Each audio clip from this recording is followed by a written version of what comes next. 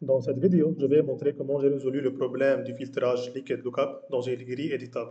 Premièrement, j'ai créé une entité country, puis une deuxième entité city avec une relation de type 1 à plusieurs. Ensuite, j'ai créé une autre entité delivery dans laquelle se trouvent deux champs, country et city. Pour ajouter une grille éditable, il faut sélectionner l'entité que l'on souhaite afficher dans la grille, puis sélectionner la vue correspondante. Ensuite, il faut sélectionner le champ sur lequel nous souhaitons appliquer le filtre, puis Done, Done. Une fois cette étape terminée, la grille apparaît comme suit. Il faut revenir à la version précédente de la solution en cliquant sur les trois points. Sélectionnez ensuite le formulaire de l'entité souhaitée. Information.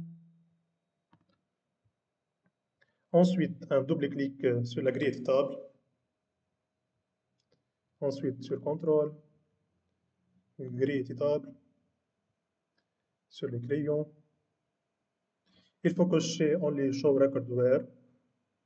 Dans mon cas, j'ai sélectionné Country. Ainsi, seules les vies associées au pays sélectionné apparaissent dans le champ City. Ensuite, OK. J'ai également ajouté un script pour exécuter des actions lorsque je modifie le pays ou la ville. La première fonction onCountryChange s'exécute lorsque le pays est modifié. L'idée principale est de récupérer les GUID du pays sélectionné pour obtenir la première ville associée à ce pays. Ensuite, cette ville est automatiquement renseignée dans le champ ville. La deuxième fonction onCityChange s'exécute lorsque la ville est modifiée. Ici, l'objectif est de récupérer le GUID de la ville sélectionnée, puis obtenir le pays associé à ce GUID. Enfin, la valeur du pays sera renseignée dans le champ pays.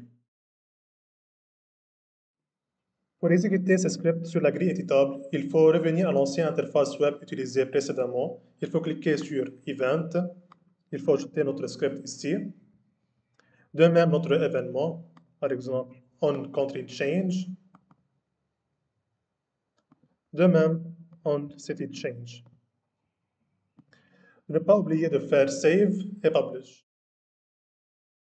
Maintenant, le problème est résolu. Je souhaite réaliser trois scénarios. Premier scénario, dans le champ Country, je sélectionne le pays France.